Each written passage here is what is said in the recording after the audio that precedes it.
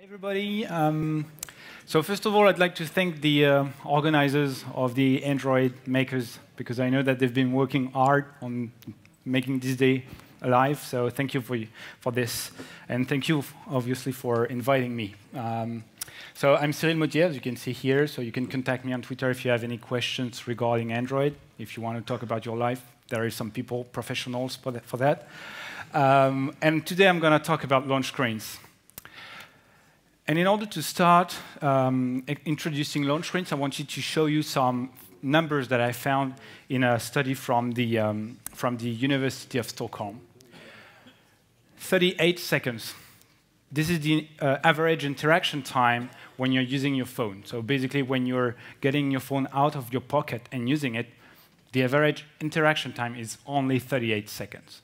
And this amount of time is only 7 seconds when it is your watch. So it's really not a lot. But the problem with this number is that it doesn't give any clue about the recurrence or the number of apps that you have on your phone.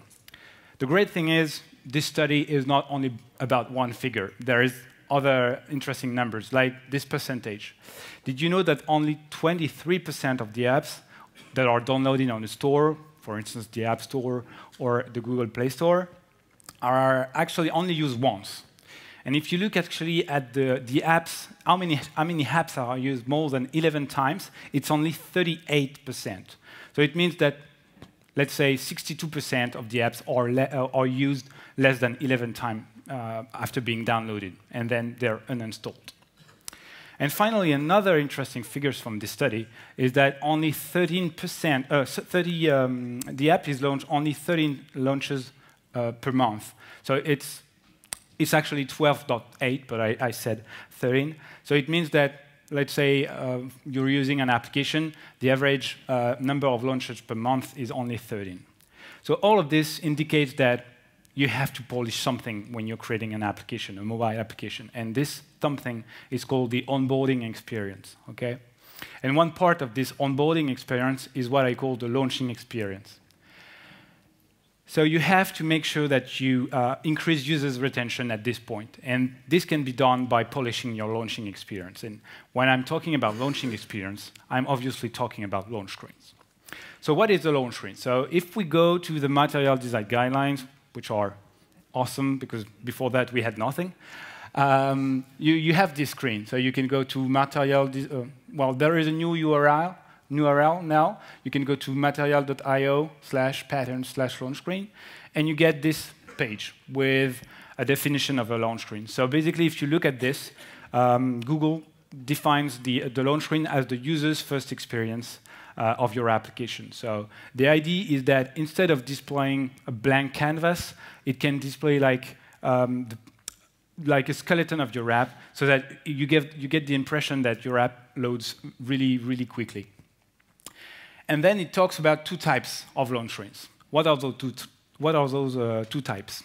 The first one is called the placeholder UI. So a placeholder UI basically consists on displaying core structural elements. So the toolbar, the title in the toolbar, the navigation bar, the status bar, all of that without the content. Okay? So it's like displaying a skeleton of your app without the content. And the other one, which is called branded launch, but I used to call them splash screens, is instead focusing on the logo or the brand of your application. So instead of displaying a skeleton of your app, what you will do is to display a logo or other elements that improve brand recognition to portray brand while the app is loading. So it is displayed at the exact same time, either the placeholder or the branded launch, but the UI is different. So instead of looking at some definition, let's deep dive into some examples. So I've taken two examples. Okay, on the left, you've got Google Maps, which uses the branded launch screens. So what you can see here is that it displays first the logo of the brand, so Google, and finally it displays also the logo of the product, in this case Google Maps. And on the right, you've got a placeholder UI. So I've taken the settings application, which uses the placeholder UI pattern. Here you can see that you've got the toolbar with the title displayed and no content in it. This is because there is nothing to be displayed yet because the system is still searching for loading your application.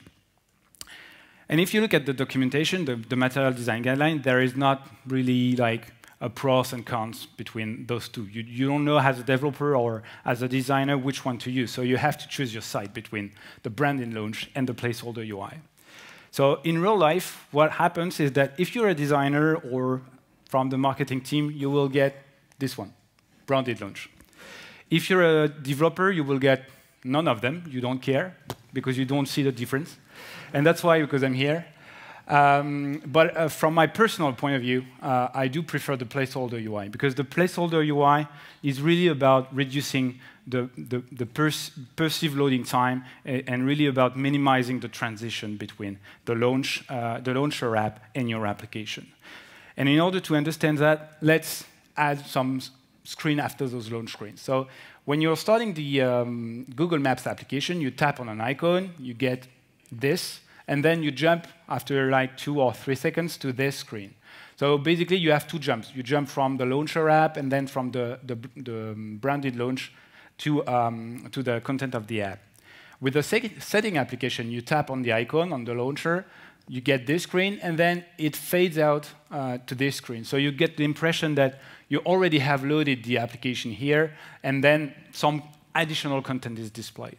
So I know that you can do whatever you want, but personally speaking, I do prefer this one because of the perceived loading time and perceived responsiveness of the placeholder UI. So you will tell me, yeah, but the thing is, it's boring. Yes, it is, and that's intentional, actually. And the good thing is, I created this slide, and then I went to Apple Human Interface Guidelines, and I saw this paragraph.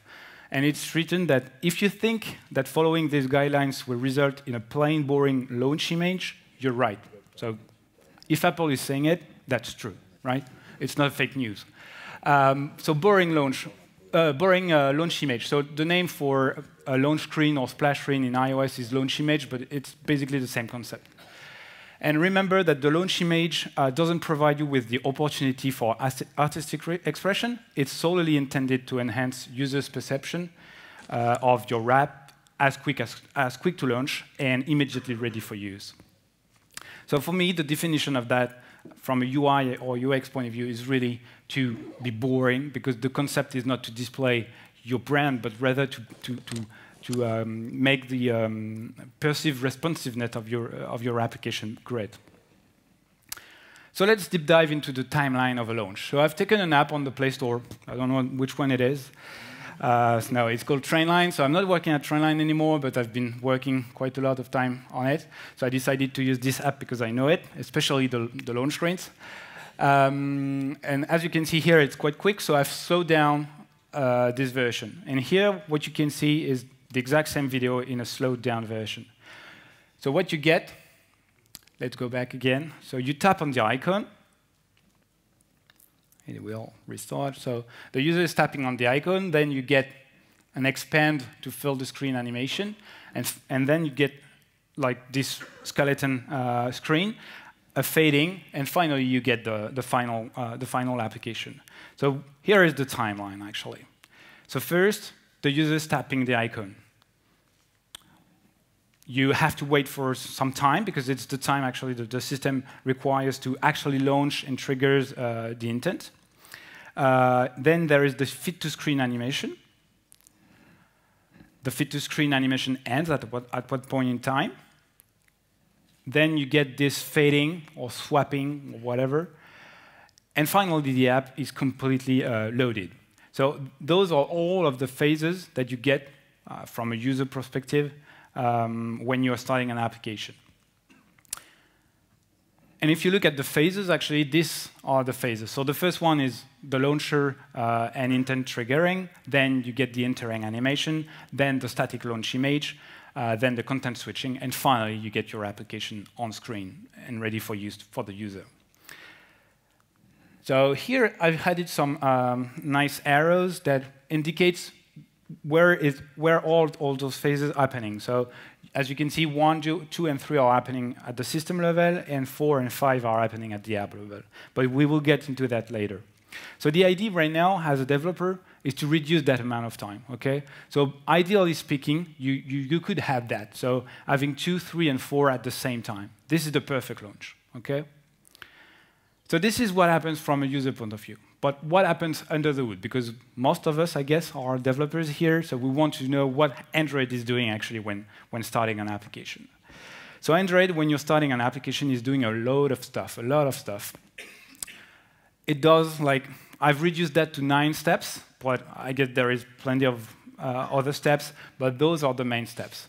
And if you look at those steps, so I can mention them, but you can also read them, it's easier. The 3 first steps are actually done by the system. So as a developer, you can't do anything about that, except maybe reducing the size of your applications so that the load into memory gets done quicker. But in general, you don't have, you can't really act on it. We will see that we can act, obviously, on the second phase, but not from a performance perspective, but rather from a UI perspective.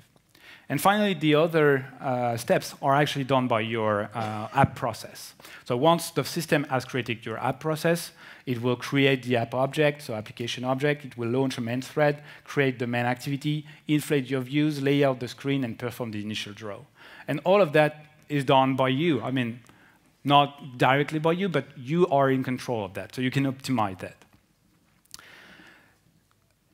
Another thing to understand before deep diving into how to optimize that is to understand the concept of cold start or warm start. Okay? So what is a cold start? So the cold start, the idea is really is the worst experience, basically. And when you download an application on the Play Store, the system has to do all of those steps. Those 9 steps needs to be done. So it has to load into memory, it has to display a starting or preview window, it has to create the app process, and go through all of those steps. So it requires a lot of time. So optimizing for cold start is the greatest challenge, of course. But if you do cold start right, then you will have warm start right too, because yeah, it's a subset of the cold start. And a warm start is usually in situations where, for instance, you're getting out of your application. So you start the app, you do back, no screens are displayed on screen, and then you re-enter the application. And it goes quick. Why? Because actually the process is still in memory, and there is nothing for the system to load. Everything is in memory. The only thing that the system has to do is to recreate your main activity, re-inflate the views, relay out, and redraw. Okay? And that's pretty much it. So the interesting phase in here is actually the second phase, because as we said, we really can't do anything about the 1, the 3, and the rest is really up to your application. But what we want to understand is how the system is doing the second phase. And actually, this happens in the window manager. So if you're not familiar with the window manager, you can consider that as a service that displays your application windows. Okay? And if you look at this, you will see that it contains an add starting window method. And this, well, there is pretty much a lot of code. So what I've done is to simplify this, and so that you can understand what happens in that. So what the window manager, so window manager is actually an interface in the SDK. So the concrete implementation is hidden. It's called phone window manager. It's also working on tablets, but I guess it was the name at the beginning, so they never renamed it. And what it does, the window manager, is that it creates a context. So it has a context. So here, remember that the phone window manager is not your process, right? It's the system UI process. So it creates a context that points to your resources and points to your class loader. So it is using the create package context. So you pass the package name, and then you create the context from this application. And what you get is basically the same context that you would have when starting your own application in your app process. And then it set the theme. And this theme is actually extracted from a metadata that you've set on your application. And those metadata are actually stored in a file that I guess you know called Android manifest.xml. So because this is the only way for the system to know about your theme. So it goes to the Android manifest, and it used a theme and set this theme to the context newly created. Then you go through the, once again, a phone window, which is a concrete implementation of a window. What it does is basically creating a temporary window, setting some properties on it, like the type of it. So it has a type application starting, so that the system knows it's really about displaying the preview window or the starting window. And then it sets some flags. So I've set that into comment, but basically what it does is that it makes it non-touchable, non-focusable. It sets the title, the icon, the logo, the animations, all of that stuff. So a lot of stuff that are actually necessary to reduce the importance of this window. And finally, once the window manager has a new window created with the theme from your application, it adds the view directly on screen, and you end up with this skeleton application or the branded launch if necessary. So the tricky idea is we got the same look, but we're using we are actually in a different process. So we got a window that is created and handled by the system UI, and then we switch to a new window that is actually our own process displaying it. But this lives in your process, okay? So understanding the difference between those two windows is very important, because one is living in the system process and another one is living in the app process. Sorry. And that explains a lot, because that's the reason why, for instance, you can't, I don't know, since Marshmallow, for instance, you can use custom drawables directly in XML. If you try to do that on a preview window, it won't work. And it won't crash either, because actually all of the code that I've shown earlier is in a try-catch block, so it fails silently. You get a log in the logcat, but it doesn't crash. And it explains also why, and we'll see later, why AppCompat is not handling this, because it can't actually, and why there is no touch, no code, no draw method that is called in your application. So let's, prior debugging, I guess the best way is to measure. How can we measure that? The amount of time that your launch screen is displayed. The simplest way, starting API 19, is to go to ADB logcat. Actually, you have nothing to do, because the activity manager always displays that for you. Already displays that for you. So you just have to look for activity manager displayed, and then you get the name of the activity and the amount of time in milliseconds that it requires for the system to start your application. What I mean by start your application is actually render the activity for the first time. So basically draw the activity for the first time, okay? So it includes all of the steps, the 9 steps that I've shown earlier. But sometimes you're doing stuff asynchronously, like, I don't know, loading data from the disk or loading data from the network. So having something displayed doesn't mean that the content is ready. So you might want to display another time, which is really when the content is ready. Thankfully, there is one method that is in the framework, which is called report fully drawn. So this is really for, I would say, instrumentation or debugging. Having that in production means nothing. And what it does is that it will say to the system, hey, now I'm fully ready, so you can display the time that it requires, that I've taken to display the content. So let's use an example. So here I have an activity with a loader. So I start the loader in onCreate, and the loader will take some time to fetch the data, okay? So I don't know how much time, but let's say 500 milliseconds. And once it's done, what I do is that I just call report fully drawn. If you do that, using that method introduced in API 19, you will crash because there is a bug. So on API 19, you will get a security exception. This has been fixed, but if you want to use it in 19, you have to do your compat stuff. And the good thing is you can still use it, but fail silently. By failing silently, the work is done, but nothing will be, well, your app won't crash because actually the work is done before crashing. So what I do here is that by default I do nothing because it's not available prior API 19. In API 19, I catch that security exception and do nothing. And finally, starting Lollipop, you can use this method like this. So if I go back to this, I just have to change this to activity compat additions dot report fully drawn, passing the context, the activity, sorry. And what you get in the logcat is this. So you get two logs, two lines of logs. The first one is the one that gets displayed by default. So this is the amount of time required to render the first frame. And the other one is the amount of time required to render the first frame with the content, okay? So here, it accounts for the time taken to load the content with our loader, for instance.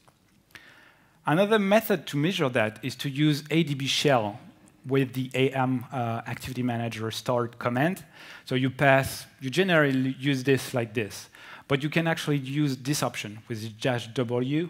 And if you look at the documentation, what -w means is wait. So it will wait for launch to complete. And when you use that option, you get this result in your terminal. And at the bottom here, you can see 3 times. There is no dimension. Actually, it's milliseconds. This time, so the simplest way to start is wait time. So wait time is the amount of time taken by ADB to run the command. So it has nothing to do with the amount of time to display your activity. It's really about the amount of time to run the command. The two other are more interesting. This time is the amount of time required to display your activity for the first time. So it's basically the displayed line that I shown earlier. And total time is the amount of time to render the stack, actually, of activities. So in this case, it's exactly the same time because I have only one activity in my stack. But if you have many activities in your stack, you may end up with a total time larger than this time. And finally, another way to measure or debug that is to use a command that I love, which is ADB shell screen record, basically doing a screencast of your application. So this is available starting API 19.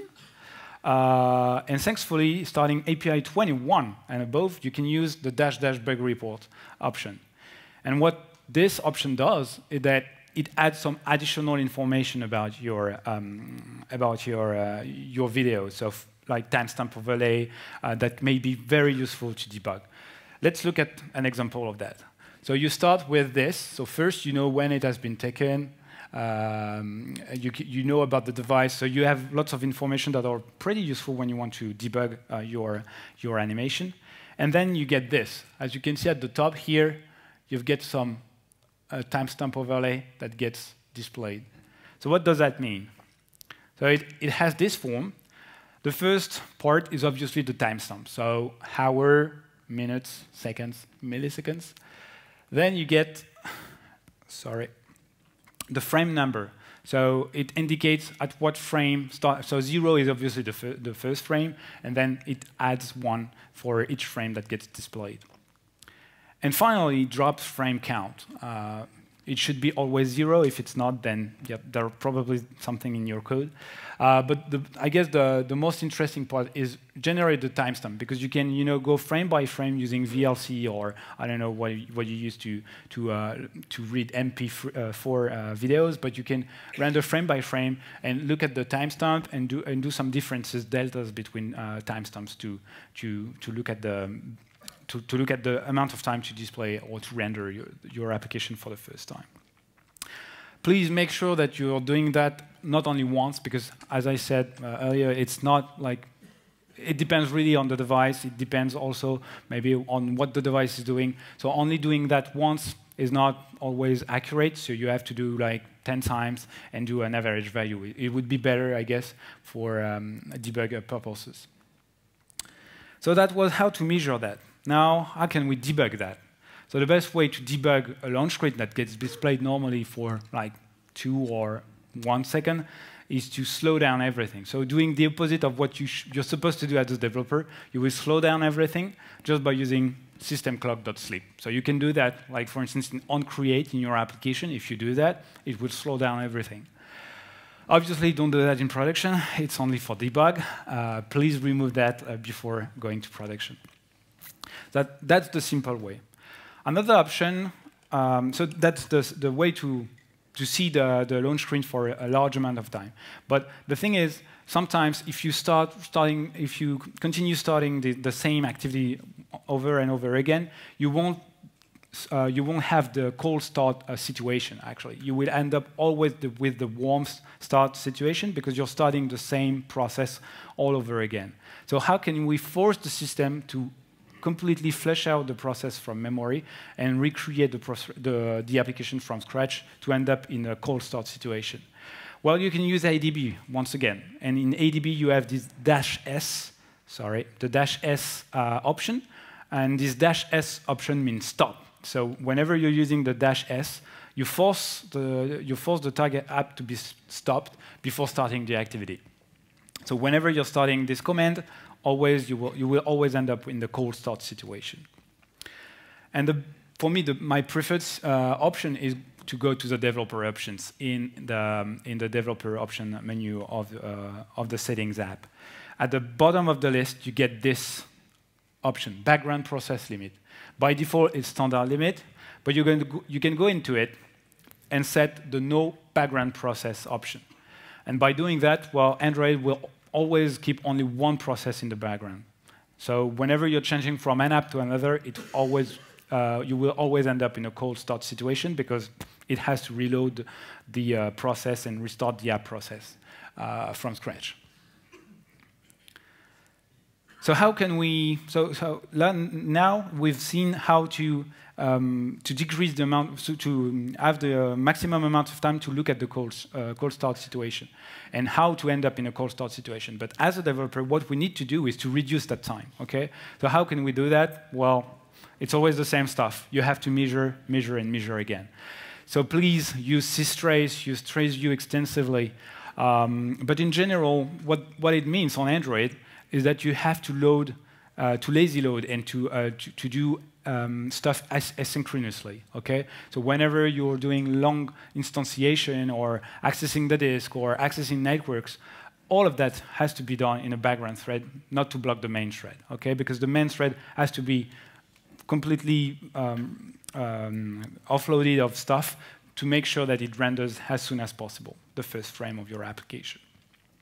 In the specific context of Android, most of the time I've ended up having problem with static initialization blocks and onCreate methods, because all of that gets called in the UI thread. Okay, so an example is, for instance, a content provider. So in the Trainline app, we had a content provider which is quite large because we have a lot of objects. And in this content provider, what we do is that we have a URI matcher and a static block that initialize this URI matcher. Okay? And the thing is, if you look at this code, what it does is that the lazy, here in this case called the lazy provider, gets created at boot, at startup of your application, and it is done in the main thread. So it blocks everything until the URI matcher gets completely populated with all of those data. And if you look at this URI matcher, you will notice that it is not actually necessary in the onCreate method. It is only necessary when you do a CRUD, method, when you're using CRUD method, like doing a query, doing a delete, an insert, or an update. So the idea is really to delay the instantiation of this at a later point in time, and obviously when doing the CRUD. So what we've done is to just create a lazy getter. So instead of initializing the URI matcher at the startup time, what we will do is that we will load that at the when calling the CRUD method. So the lazy getter is quite a simple class. It just contains a get method so that you can call that. And when you call this get method, if the cached value has not been initialized yet, it will initialize it, okay? And by using the initial value. And if it's done, then it returns directly the cached value. Okay, so it's basically a getter that when you do the first call to get, it returns a newly created instance of the object, and if it's already created, it returns the same instance. As you can see, I'm using optional here. I know it's Java 8. It's only Marshmallow, I guess, but you can create your own quite easily if necessary.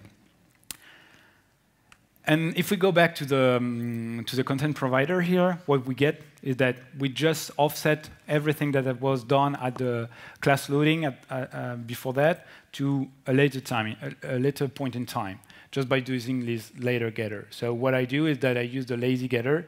I override the initial value method, and I do my work inside that. Okay? So instead of being late, here what we will do when creating the lazy getter is just creating a lazy getter, but nothing from this code will be executed. It will only be executed when doing a query or delete or everything like that. So this was how, as a developer, you can reduce the amount of time required by the system to load the application for the first time or to render the activity for the first time. How can you also debug that? Well, not debug, but I would say, how can you reduce the amount of time that the launch image gets displayed? Well, you can say to the system, I don't want a starting window. You can use that by using window disable preview attribute that you can put in your theme, and there won't be any preview window get displayed on screen. The thing is, it's really a bad idea for me because when your user will tap on the icon, nothing will happen until the first frame is rendered. So it's like the system is frozen. Please don't use that. Instead, try to optimize your preview window. No, instead, what you have to do, because we've shown that in the phone window manager, is just to set a theme in the Android manifest so that the system knows about the look of your application and can render a preview window that has the exact same look as your application. So if you go to your Android manifest, you just have to set a theme on the application. And this theme, in this case, because the activity has no theme, so in this case, when the activity here will be launched, the system will use this theme to style the preview window, the starting window. And this theme is quite simple. It uses color primary, or everything that has been introduced in Lollipop, and obviously a window background, because this is the color that will be used as the background of your application. The thing is, this is only for Lollipop and above, and nobody, I guess, nobody's using Lollipop minimum SDK, so you have to do something to deal with older version of Android. Fortunately, AppCompat is here. The thing is, it doesn't really help, because, for instance, if you start some application, you will generally end up with this. I don't know if you know which application it is. It's Gmail. So Gmail, if you start Android makers, you have the exact same problem. But it's better. It's better than Gmail because you get the status bar, which is blue, but you have no toolbar. And that's unfortunate because they could have done what I will show you just later. So what is the idea here? So AppCompat can't do anything about that because it doesn't know about the style of your application. And AppCompat is really about runtime. Okay, it starts being useful only when the app process is started. So here, AppCompat can't do anything. It's really up to you as a developer to change something.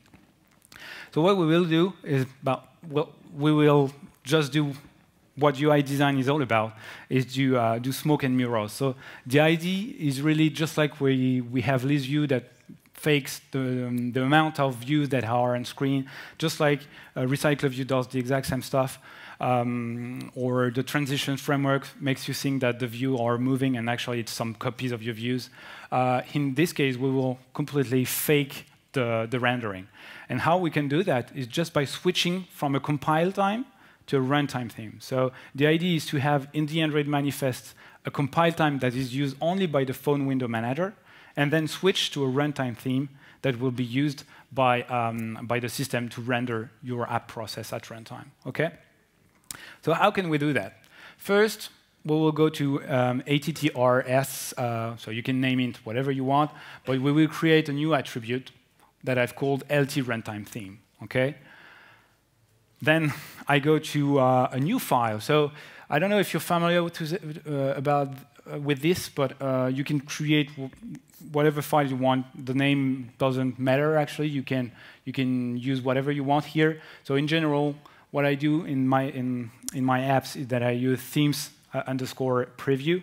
And in this file, I will only put some themes that are used as a preview theme. Okay, so themes that will be referenced in the Android manifest. So by default, because my app is 14 min SDK 14, what I do first, is that I use obviously the parent holo light dark action bar. Once again here, I'm not using app-compat because app-compat doesn't know about that. You have to use something, you're before app-compat, right? So you have to use something from the system here. The problem with that is that by default, I don't remember exactly the size of the toolbar or the action bar at that time, but I think it was 40 dps. So if you run that on a, let's say, a 16 device with API 16, you will end up with a smaller action bar. So you have to enlarge it so that it matches the final toolbar at the end, which should be 48, 56, or 64 dps. So this is kind of a hack, but because you're using a private dimension here from action bar compat. But you can, if you don't want to do that, you can copy-paste.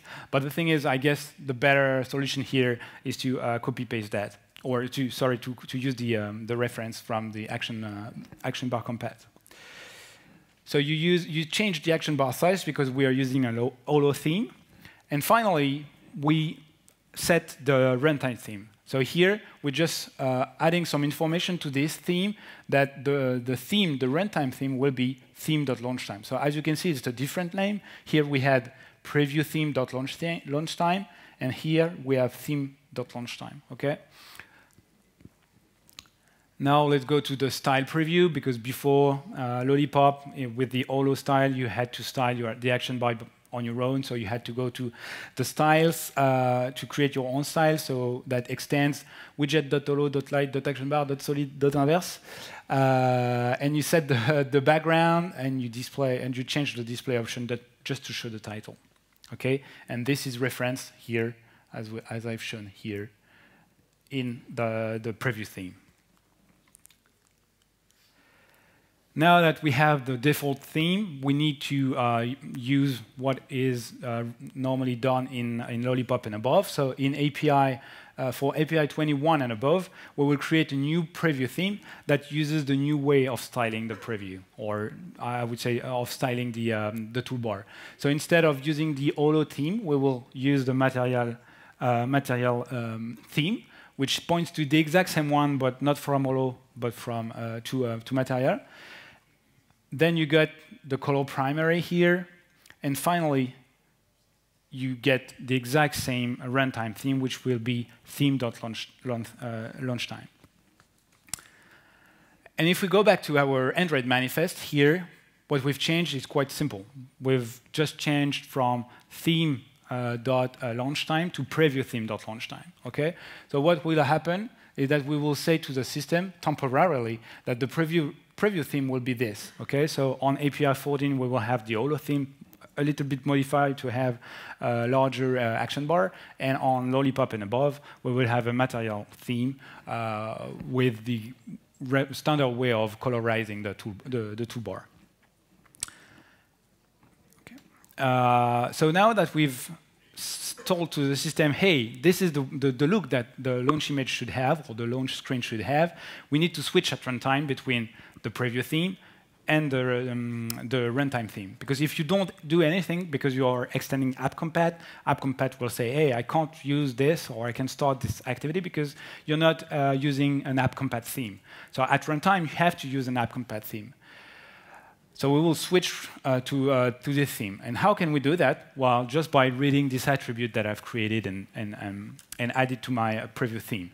So what I will do, what I will do is to resolve the attribute runtime theme. If it is not defined, then I can crash if you want. And what I will do is just to set the theme on the context with this theme extracted from the preview theme. Sorry. And I call this method I call this method here just to ensure that the runtime theme is set correctly. Make sure to call that before super.onCreate, because if you do that after that, it's not possible. Actually, it will crash because Android doesn't handle runtime change of a theme. So you have to make sure that before any view has been inflated, you have to set the theme, okay? And doing that will dynamically switch the runtime theme. So we will end up with the app.compat theme. And you end up with the exact same launch screen that I showed earlier. So the idea is really to make sure that you reduce the amount of time that the launch screen is displayed. And when it is displayed, it will always be displayed. Make sure that it matches the content of your app after the content has been loaded. So as I showed for Gmail, it should be a red toolbar at least with a red, I think it's a red status bar. So it should be at least that, just to give the impression to the user that the app is already loaded. Please don't forget that every screen is an entry point, because in low memory condition, Android can kill all of your activities, and when you get back to your process, it will recreate the stack, so you can end up with another screen or another activity than the launch activity. Okay, so every screen on Android can be considered or should be considered as an entry point. Secondly, as I said at the beginning, it's normal, completely normal, if you think that your boring images or your launch image are boring, launch screens are boring, and it's intentional. Please make sure that they are boring, because this is their solely purpose. And finally, don't try to outsmart Android. Embrace it, because I've seen so many implementations of splash screens. None of them work correctly. Please just use the preview theme and the preview window, because they are meant for that. And I guess we are at the end, so if you have any questions, yeah, we have some questions. So thank you very much.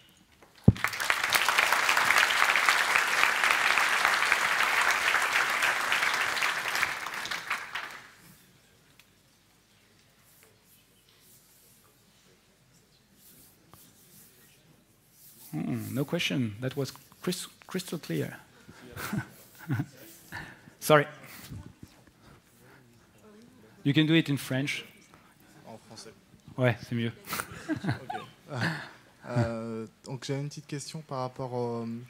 Ah, ok, merci. J'avais une question, on parle de mesure du temps de lancement. Tu fais la comparaison du coup avec... enfin, tu en parles. Et au niveau de l'énergie, tu viens de finir sur la mémoire. Et au niveau de l'énergie et de la mémoire, est-ce qu'il y a aussi du gain? Il y a des choses à noter sur ce plan-là?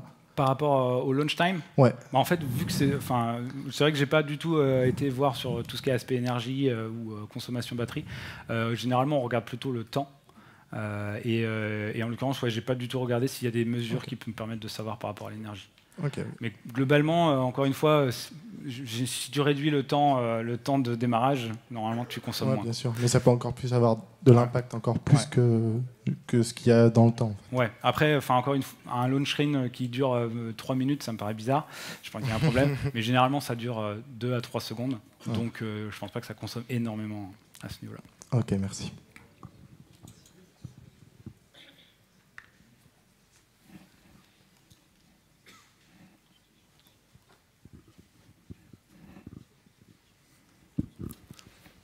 En français. C'est pas vraiment une question, mais j'ai vu que dans les 9 étapes, yep. Tu as inversé les 4 et le 5, il me semble. Peut-être. Si tu peux revenir à la slide. Alors... Merci, je changerai avant de publier. Ouais. Là. Ouais, donc en fait, oui, c'est ça, voilà. En fait, le thread principal, il se fait juste au moment de la création du. Enfin, on va dire juste après la 3. Ouais. Et du coup, après, il y a tous les content providers qui sont initialisés. Et ensuite, il y a le app object. Très bonne question. En fait, très bonne remarque. J'ai pas été revérifié, donc ouais. Mais du coup, je m'en suis rendu compte parce que t'as quand même parlé des content providers et t'as dit que voilà que ça ralentissait, donc ça fait bien partie de ces étapes, mais tu l'as pas mis. Mais voilà, c'est tout. Pour que ce soit clair. Et Firebase utilise le content provider pour démarrer. Initialisé avant. Ouais. J'utilise cette technique, c'est pas mal parce que contrairement à l'objet application qui se met dans tous les process qu'on pourrait avoir, y compris un crash reporting qui met un deuxième process là où ça initie des trucs. Dans un content provider, ça me fait que seulement sur le process par défaut. Après, on peut changer le process. Oui. Et attention, l'attribut multiprocess ne marche pas. D'accord, bon à savoir. Ouais. Et toc. Tu veux peut-être prendre le micro? Okay. Thank you, Cyril. Je voulais parler des content providers parce que personne n'en parle. C'est comme les fragments. J'aurais pu rester bouche bée, mais non. Merci en tout cas.